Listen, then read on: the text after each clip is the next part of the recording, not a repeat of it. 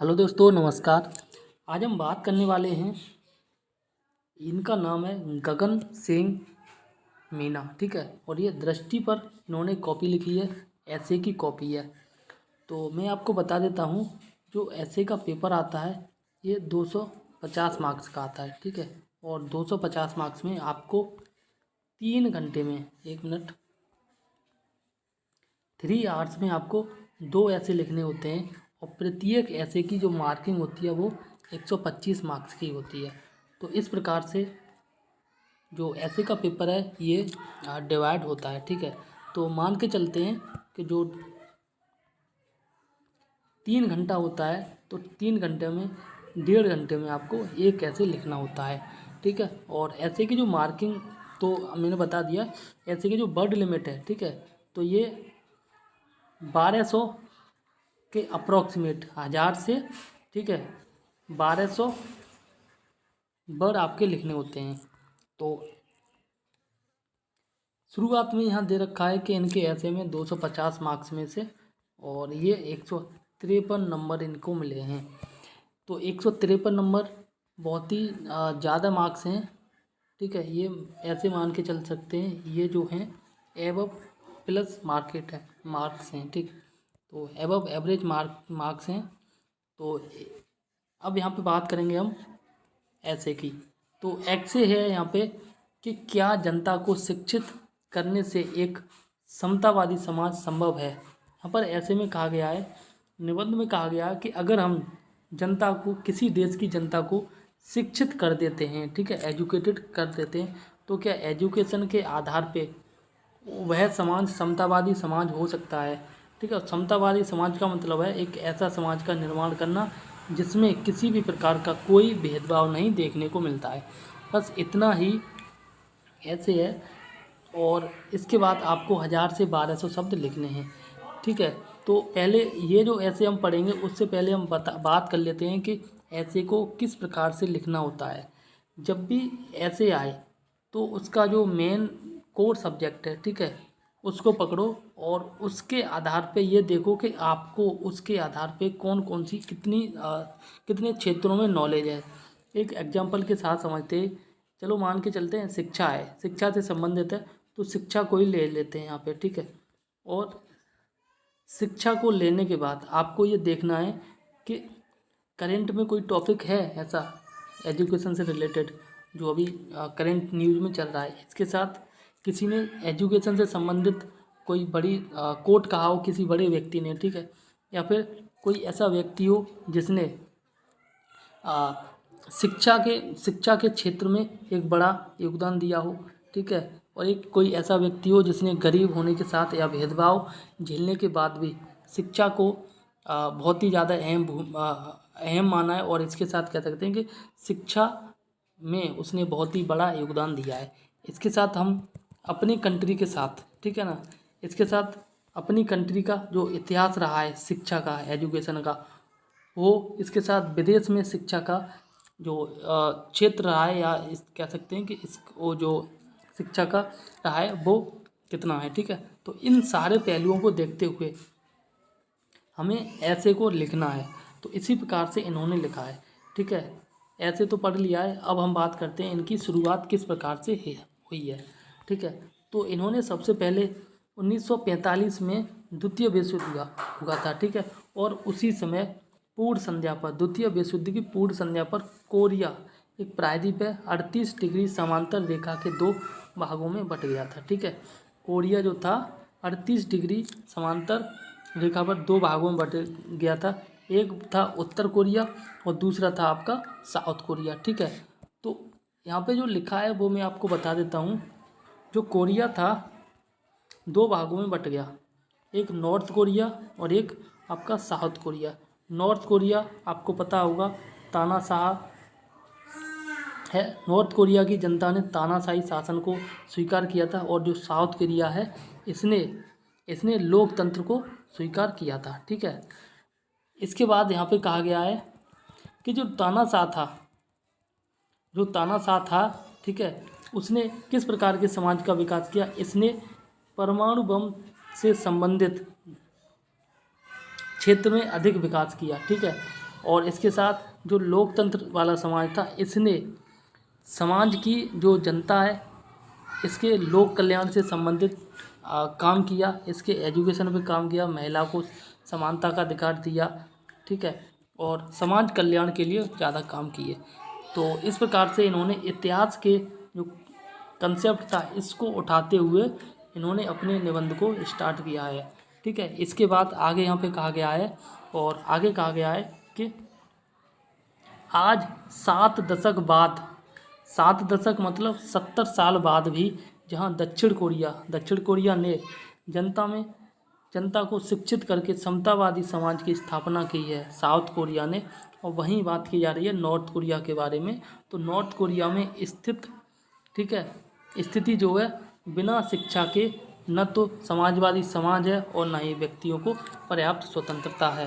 कहने का मतलब है कि एक ने शिक्षा को अधिक महत्व दिया है, वहीं दूसरे ने शिक्षा को बिल्कुल महत्व नहीं दिया है, जिसके कारण जो नॉर्थ कोरिया है वह समाज, उस समाज में न तो स्वतंत्रता है, न महिलाओं को समानता का अधिकार है और न ही आम जनता शिक्षित है, ठीक है। और जिस समाज ने शिक्षा को महत्व दिया वह समाज समतावादी समाज है, जिसमें महिलाओं को समानता का अधिकार है, आम जनता अधिक शिक्षित है और यह देश अधिक विकसित भी है। तो इस प्रकार से एक देश था और उस देश के दो भाग हुए, एक ने लोकतंत्र को अपनाया और दूसरे ने तानाशाही शासन को अपनाया। और दोनों के जो लक्षण हैं, अब तक का जो विकास हुआ है उसको यहाँ पर वर्णन किया गया है, ठीक है। तो इसके बाद आगे यहाँ पे कहा गया है वो भी देख लेते हैं कि उपरोक्त स्थिति व परिदृश्य हमें समतावादी समाज व शिक्षित जनता के मध्य पारस्परिक संबंधों को व्यक्त करती है, लेकिन अब इसे समझना समाचीन होगा कि कैसे शिक्षित जनता के समतावादी समाज बनता है, ठीक है। फिर आगे यहाँ पे कहा गया है कि क्या केवल शिक्षा की समतावादी समाज का मानदंड है, क्या शिक्षा ही समतावादी समाज का मानदंड है, नहीं तो फिर और क्या आवश्यकता है, ठीक है। और इसके बाद यहाँ पे कहा गया है कि इन्हीं कुछ प्रश्नों के जवाब के लिए विस्तृत विश्लेषण करने की आवश्यकता है। यहाँ पे नॉर्थ कोरिया और साउथ कोरिया का एक एग्जाम्पल दिया गया है। इसकी जगह अगर हम अपने खुद के भारत की बात करें तो ये भी एग्जाम्पल दिया जा सकता है। भारत एक था, ठीक है, एक भारत का भाग हुआ जो पाकिस्तान और एक स्वयं भारत, ठीक है। जो पाकिस्तान हुआ था इसके दो भाग थे, एक पूर्वी पाकिस्तान और एक पश्चिमी पाकिस्तान, ठीक है। हालांकि वो 1971 में 1971 में पूर्वी पाकिस्तान बांग्लादेश बन गया और जो पश्चिमी पाकिस्तान है वो पाकिस्तान के नाम से जाना जाता है। तो इसके बाद जो पश्चिमी पाकिस्तान यानी कि आज की डेट में जिसे हम पाकिस्तान के नाम से जानते हैं, इसने किस पे अधिक ध्यान दिया है, ठीक है। यहाँ पे इसने भी देखो आतंकवाद पे सबसे अधिक ध्यान दिया है, जिसके कारण यहाँ तो न शिक्षा है, न रोजगार है और न इस देश का विकास हुआ है। वहीं इसका छोटा भाई मान के चलो बांग्लादेश, जो पहले पूर्वी पाकिस्तान था, इसने शिक्षा पे ध्यान दिया है, विकास पे ध्यान दिया है, रोजगार पे ध्यान दिया और यह आज की डेट में पाकिस्तान की अपेक्षा बहुत आगे निकल चुका है। इसके साथ वहीं इनके दादा की बात करें यानी कि हमारे प्यारे भारत इंडिया की बात करें तो इंडिया भी 1947 में आज़ाद हुआ था, ठीक है। और आज विकास के क्षेत्र में उन देशों के समान या उन देशों के साथ इसकी तुलना की जाती है जो आज देश विकसित हैं या विकासशील जो देश हैं वो चरम सीमा पे हैं, ठीक है। तो इस प्रकार से भी हम इस निबंध की शुरुआत कर सकते थे, ठीक है। और इसके बाद यहाँ पे आगे कहा गया है कि पहले यह जानना भी ठीक होगा कि वास्तव में समतावादी समाज क्या है, ठीक है। तो ये मैंने बोल दिया था एंड नाउ अब बात करते हैं यहाँ पे प्राचीन समय से ही। देखो अब तक इन्होंने जो है वो नॉर्थ कोरिया और साउथ कोरिया का एग्जाम्पल दिया और उसके आधार पे एजुकेशन की वैल्यू को बताया। और इसके बाद अब बात यहाँ की जा रही है प्राचीन समय की, ठीक है। तो प्राचीन समय से ही जनता की शिक्षा को विशेष महत्व दिया जाता रहा है। चाहे रामायण की बात हो चाहे महाभारत की बात हो, इनके समय में भी शिक्षा जो है मुनियों के द्वारा ऋषियों के द्वारा दी जाती थी। या फिर यहाँ पर हड़प्पा की बात की जाए, मोहनजोदड़ो की बात की जाए, इस समय में भी शिक्षा के कारण ही यह जो क्षेत्र हैं वह अधिक विकसित क्षेत्र थे और एक नगरीय सभ्यता थी इन क्षेत्रों में, ठीक है। और इसके साथ आगे फिर कहा गया है कि हड़प्पा जो सभ्यता तो नगर की व्यवस्था थी और ये नगरीय जो व्यवस्था थी यह बिना शिक्षा के संभव नहीं था।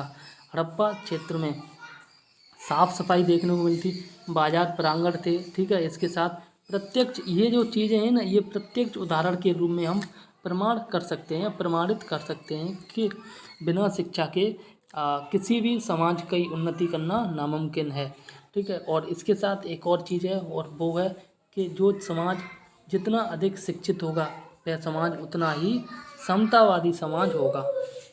इसके साथ आगे यहाँ पे कहा गया है कि वैसे उन्होंने शिक्षित वर्गों की सहायता से ही समतावाद समाज को तैयार किया है, ठीक है। तो बेसिकली यहाँ शिक्षा की बात की गई है। इसके बाद आगे यहाँ पे कहा गया इतना ही नहीं है कि भारत की, अब देखो यहाँ पे भारत के जो वैदिक काल था इसकी भी बात की गई है और वैदिक काल में भी जो शिक्षा का अधिक महत्व था। शिक्षा सभी लोगों को प्राप्त थी, इसीलिए महिलाओं को भी पुरुषों के समान शिक्षा प्राप्त थी और महिलाओं को भी पुरुषों के समान अधिकार प्राप्त थे हर क्षेत्र में, ठीक है। कहने का मतलब है पुरुष जितने पढ़े लिखे थे उतने ही पढ़े लिखे महिलाएं थी, जितने अधिकार पुरुषों को थे उतने ही अधिकार महिलाओं को भी थे। ये बात की जा रही है वैदिक सभ्यता में की या वैदिक काल की, ठीक है। इसके बाद यहाँ आगे कहा गया है कि ना कोई वर्ण व्यवस्था थी, ठीक है। वर्ण व्यवस्था जैसी न तो भेदभाव था और आगे कहा है कि लेकिन उत्तर वैदिक काल में उत्तर शिक्षा के पतन से समतावादी समाज के स्थान पर एक वर्ग विशेष के साथ भेदभाव किया गया है, ठीक है। और वहीं अब बात की गई है उत्तर वैदिक काल में, जैसे जैसे वैदिक काल खत्म होता गया और उत्तर वैदिक काल आया और उत्तर वैदिक काल में शिक्षा का पतन होता गया, समतावादी समाज का भी पतन होता गया, महिलाओं को समानता का अधिकार नहीं दिया गया और महिलाओं के साथ, बच्चों के साथ, दलितों के साथ, जो छोटी जात के लोग थे इनको साथ जो भेदभाव था बढ़ता गया और समतावादी समाज खत्म होता गया, ठीक है। फिर आगे यहाँ पे कहा गया है कि जहाँ भारत एक सोने की चिड़िया हुआ करता था और जगत गुरु, विश्व गुरु की संज्ञा दी जाती थी किसे, भारत को, ठीक है। और उत्तर वैदिक काल में ये सब खत्म होता गया। अब बात की जा रही है आगे और यहाँ पे कहा गया है कि वहीं भारत जो है मध्यकाल में शिक्षा के पतन से इतिहास के अंधे पन्नों से खो गया, ठीक है। तो उत्तर वैदिक काल में शिक्षा का पतन हुआ, इसके साथ मध्य काल में भी शिक्षा का पतन हुआ, ठीक है। इसके साथ महिलाएं हैं, बच्चे हैं, दलित हैं, इन लोगों के जो समानता का अधिकार था ये भी, इनके अधिकारों को भी हनन हुआ, ठीक है। इसके साथ इनको साथ अत्याचार भी हुआ। फिर इसके बाद आगे यहाँ पे कहा गया है कि इन्हीं सब परिणामों व कारकों ने उपनिवेशवाद का और साम्राज्यवाद को बढ़ावा दिया, ठीक है। उपनिवेशवाद, साम्राज्यवाद का मतलब है एक तरह से, उपनिवेशवाद का मतलब होता है जिस प्रकार से जो ब्रिटेन लोग थे, इंग्लैंड के लोग थे, भारत में व्यापार के उद्देश्य से आए, इन्होंने उपनिवेशवाद का जो बढ़ाया, ठीक है। इसके साथ ऐसे मानो एक एग्जांपल से समझते हैं, ये व्यापार के उद्देश्य से आए भारत में और व्यापार के करने के साथ साथ इन्होंने भारतीय लोगों पर भी अपना जो राज करना शुरू कर दिया। पहले तो इन्होंने छोटे से अपने डेरे बनाए, ठीक है, जिन्हें हम फैक्ट्री के नाम से भी जानते हैं, और बाद में इन्होंने यहाँ पे राज करना शुरू कर दिया। तो इसी को उपनिवेशवाद कहते हैं, ठीक है। और यहाँ पे आगे कहा गया है कि और एक सहिष्णु समानतावादी समतावादी भारतीय समाज को भेदभाव व विशेषाधिकार युक्त समाज में बदल दिया, ठीक है। सहिष्णु समाज का मतलब होता है एक ऐसा समाज जो अपने से छोटे या अपने से भिन्न लोगों को भी समानता का अधिकार दे, उन्हें भेदभाव की निगाह से न देखे, ठीक है। ऐसे मान के चलते हैं एक शहर का व्यक्ति भी गांव के व्यक्ति के उतनी ही इज्जत करे जितनी वह शहर के अन्य व्यक्ति की इज्जत करता है, भेदभाव से न देखे। फिर आगे यहाँ पे कहा गया है कि पुनर्जागरण, ठीक है। अब बात यहाँ की जा रही है पुनर्जागरण युग की, आधुनिक भारत की, जिसमें राजा राममोहन राय आए थे, ठीक है। इसके बाद ईश्वर चंद्र विद्यासागर आए थे, इसके साथ बाबा साहब अम्बेडकर, ज्योतिबा फुले और भी रमा देवी, ठीक है, और भी कई एक ऐसे लोग आए थे जिन्होंने इस प्रकार की जो भेदभाव था इसको समाप्त किया अपने विचारों के साथ, इसके साथ लड़े और उदार शिक्षा का विकास किया, समानता का विचार दिया, ठीक है। और इसके साथ इन्होंने और क्या क्या कार्य किए, इसके साथ सती प्रथा को खत्म किया, विधवा पुनर्विवाह को प्रोत्साहन किया, इसके साथ बाल विवाह को इन्होंने समाप्त किया। इस प्रकार की जो तमाम रूढ़िवादियाँ रूढ़िवादी जो विचारधाराएं थी, अंधविश्वास थे, इन सब को इन्होंने ख़त्म किया, ठीक है। तो इस प्रकार से जो पुनर्जागरण आया था, जिसमें कई एक महान लोग आए थे, जिसमें बाबा साहब, ज्योतिबा फुले, ठीक है, और भी लोग, राजा राम मोहन राय, ईश्वर चंद्र विद्यासागर, इन्होंने अपने विचारों के बल पे इस प्रकार के सभी अंधविश्वासों को समाप्त किया और शिक्षा को महत्व दिया, ठीक है, शिक्षा को महत्व दिया। इसके साथ जात व्यवस्था के खिलाफ भी ये लड़े थे ज्योतिबा फुले, बाबा साहब। तो इस प्रकार से फिर यहाँ पे आगे कहा गया है कि भारत ही नहीं, अब देखो भारत के साथ साथ अब यहाँ पे विश्व की भी बात की गई है, भारत ही नहीं बल्कि विश्व के विभिन्न समाजों में, ठीक है, न्याय, स्वतंत्रता, समानता, बंधुत्व के मूल्यों से समतावादी समाज की स्थापना आसानी से की जा सकती है। अमेरिका, फ्रांस, रूसी क्रांति के कारण हुई थी। अमेरिका, जो फ्रांस व रूसी क्रांति इन्हीं के कारण हुई थी, ठीक है। यहाँ भी जो बेसिक रीजन था, मेन रीजन था कि समानता का अधिकार न होना, ठीक है। यहाँ भी भेदभाव देखने को मिलता है और ये भेदभाव थोड़ा अलग होता है। यहाँ पे भेदभाव काले और गोरे का होता है, लेकिन इन क्रांतियों को उर्वरता देने का काम प्रसिद्ध विद्वानों ने किया है। उर्वरता का मतलब इन क्रांतियों को आगे बढ़ाने का कार्य, ठीक है। इसमें थे रूसो थे, वाल्टेयर थे, इनकी शिक्षा के कारण ही जनता का उन पर प्रभाव हुआ था। इसके बाद आगे यहाँ पे कहा गया है और ये कहा गया है कि जनता के अधिकारों के लिए संघर्ष करने वाले, चाहने वाले नेल्सन मंडेला अफ्रीका के, साउथ अफ्रीका, अब्राहम लिंकन हो या फिर राष्ट्रपिता महात्मा गांधी, इन्होंने भी समतावादी समाज की स्थापना के लिए नागरिकों को उनके अधिकारों के लिए जागरूक किया।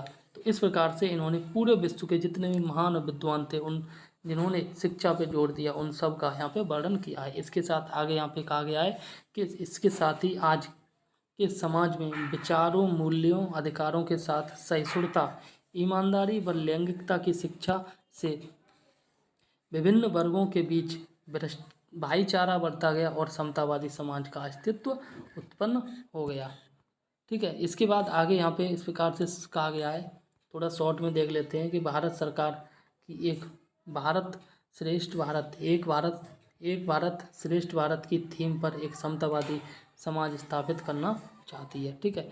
तो यहाँ पे जो भारत सरकार या जो कानून है, कॉन्स्टिट्यूशन है, उसके बाद भी की बात की गई है। फिर जनता को अपने अधिकारों व कर्तव्यों को लेकर शिक्षित करना भी बात की गई है। आज लोकतांत्रिक परिदृश्य में अति आवश्यक है, ठीक है। इसके बाद इन्होंने एक आईपीसी की जो धारा है 129, इसका भी यहाँ पे वर्णन किया है, ठीक है। आप चाहें तो इस वीडियो को रोक के देख सकते हैं। तो इन्होंने बहुत ही शानदार तरीके से लिखा है और हर एक बात को बस ऐसे ही ना लिखा है बल्कि एक प्रूफ देते हुए लिखा है, ठीक है। एंड नाउ अब बात लास्ट में कर लेते हैं कि किस प्रकार से, देखो ऐसे जो होता है ना 1200 से और 1000 वर्ड का होता है, इस पूरे को एनालिसिस कर पाना थोड़ा सा मुश्किल हो जाएगा। तो मान के चलो 1 से 1.5 घंटे की वीडियो हो जाएगी, इतना तो थोड़ा बहुत ही ज़्यादा मुश्किल हो जाएगा। और मेरा ये मानना है कि आप पूरी वीडियो को नहीं देखेंगे, तो आप चाहें तो इस वीडियो को देख लें और इस PDF को मैं अपने टेलीग्राम चैनल पर डाल दूँगा, ठीक है, वहाँ पर आप देख सकते हैं तो पूरा, ठीक है। और इसके बाद हम लास्ट में बात करेंगे किस इतने इनके नंबर किस प्रकार से दिए हैं, कितने नंबर आए और इसके साथ इनके जो आंसर लिखा है इसमें टिप्पणी कमेंट के रूप में क्या क्या लिखा गया है, ठीक है। तो यहाँ लिखा गया है कि भाषा शैली और प्रस्तुतिकरण के स्तर पर बेहतर प्रयास किया गया है, ठीक है। और इसी के साथ यहाँ पे लिखा गया है कि विषय वस्तु की जो अवधारणात्मक समझ है वो बेहतर है, ठीक है। और परिचय व निष्परिचय के बारे में यहाँ कहा गया है कि बेहतर प्रयास किया गया है, ठीक है।